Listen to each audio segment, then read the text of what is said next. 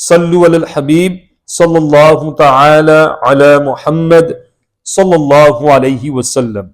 Insha'Allah ta'ala, we are continuing the topic questions and answers about Islamic veil. Parde ke bare mein swal jawab.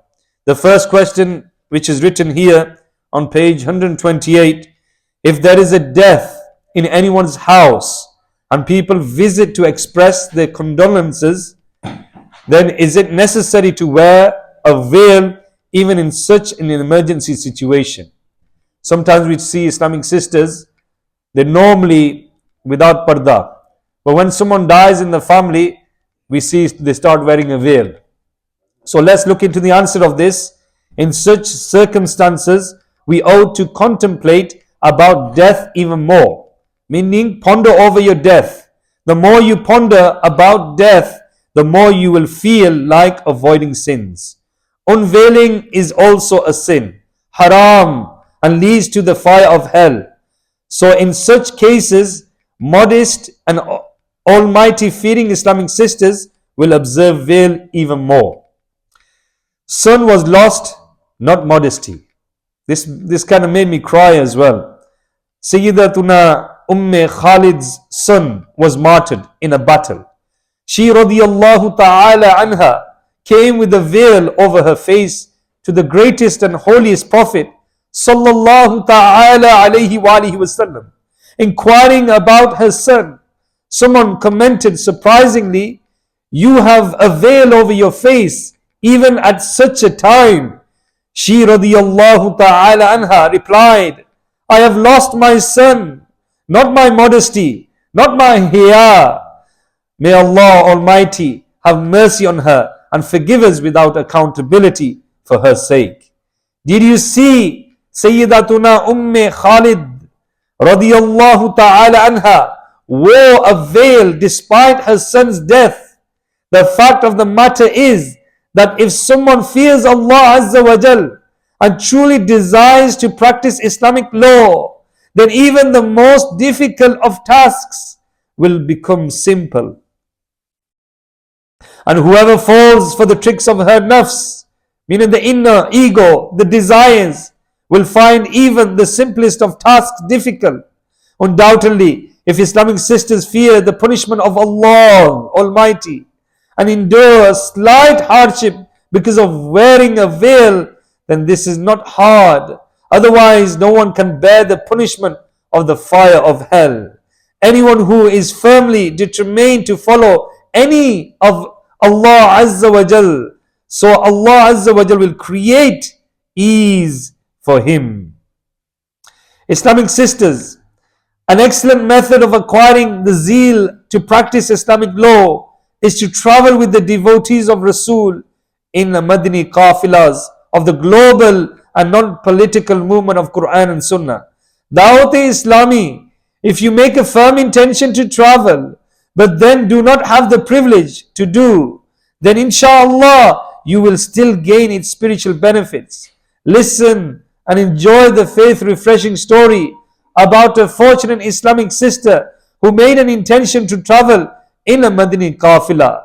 The following is a summarized statement of an Islamic sister from Babul Islam, Sindh. My daughter was experiencing severe pain in her throat. Despite much treatment, she did not recover. I made an intention to travel in a Madani qafila of Islamic sisters.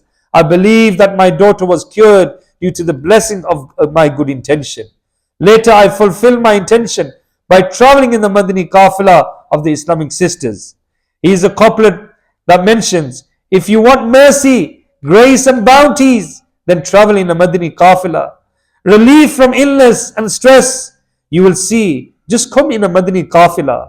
Sallu ala al-Habib sallallahu ta'ala ala Muhammad sallallahu alayhi wasallam. There's another question here. Can a man express condolences to a non-mahrim female? The question, if a relative of a non-mahrim female passes away, then can a man visit her to express his condolences? The answer, no. Sadr Sharia, Badr Tariqa, Alama Maulana Mufti Muhammad Amjad Ali Azmi, alayhi rahmatullahi qawi, said only a woman's mahrim relatives should console her. Next question. Can a non-mahrim men and women not even visit one another in the time of sickness? So someone might fall ill, whether it's your relative or sister-in-law. So the answer is no. There is a big risk of getting inclined to each other on this occasion, which will cause major problems. Next question. Can a man assist with childbirth? Answer. No. No man other than the husband should assist with childbirth, because this involves great unveiling of the body. If possible, seek the assistance of a Muslim midwife at home. Otherwise, seek the service of a hospital where only Muslim nurses carry out this task. In hospitals, it is necessary to make inquiries about this before admitting your wife, because this task is often carried out by male doctors. And even medical students take part in delivery tasks, especially in government hospitals.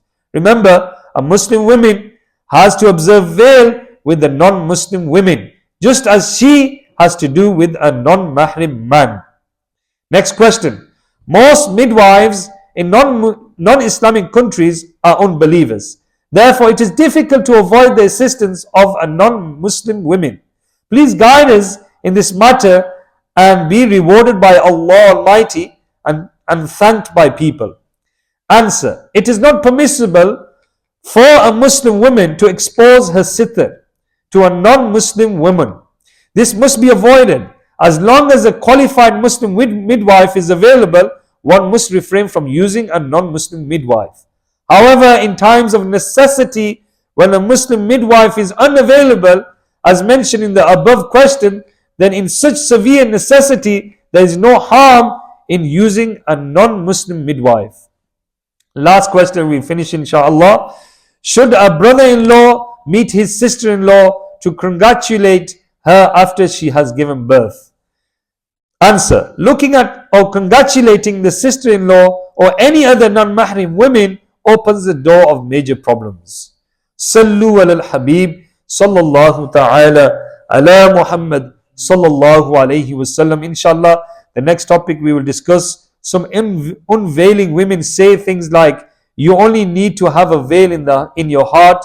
Please elaborate. So inshallah we'll answer this in the next dars.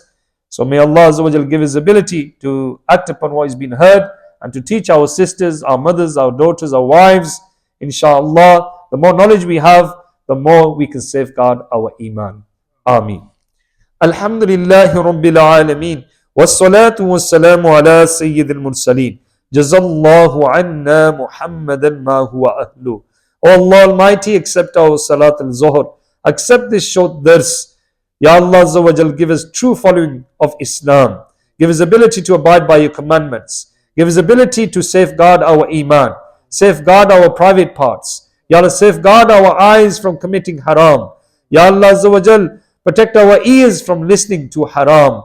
O Allah Azza wa Jal, protect our ears from listening to backbiting, music, and Ya Allah Azza wa Jal, filthy talks, Ya Allah, and swears. O Allah Almighty, bless our children with obedience towards their parents. And may Allah Azza wa Jal grant our daughters, our sisters, our wives to observe veil. Ya Allah Azza wa Jal, make our society a peaceful society and bless them and protect them from lustful gazing from each other at workplaces, at school, colleges and universities. Ya Allah Azza wa Jal, there's fitan everywhere. Ya Allah, social media is full of it. Ya Allah Azza wa Jal, protect the iman of our brothers and sisters. O Allah Almighty, we ask you for your support and help, Ya Allah, in protection of shaitan and our nafs, our egos, and from bad people, bad company. Grant us good mahol and mahol of Dawat Islami. O Allah Almighty, take away the love of the dunya. Ya Allah, give us the love of the deen of Islam, the love for your prophets of Allah, the love of Sahaba Ikram, the Awliya Ikram, our Pir and Murshid, and Ya Allah, accept the du'as of the Hazreen and Majlis and those of social media. If I made any mistakes, Ya Allah, I ask for forgiveness and also grant me true amal of the deen and protection of iman. Sallallahu ta'ala ala Muhammad sallallahu alayhi wa sallam. سبحان ربك رب العزة عما يصفون والسلام على المرسلين والحمد لله رب العالمين.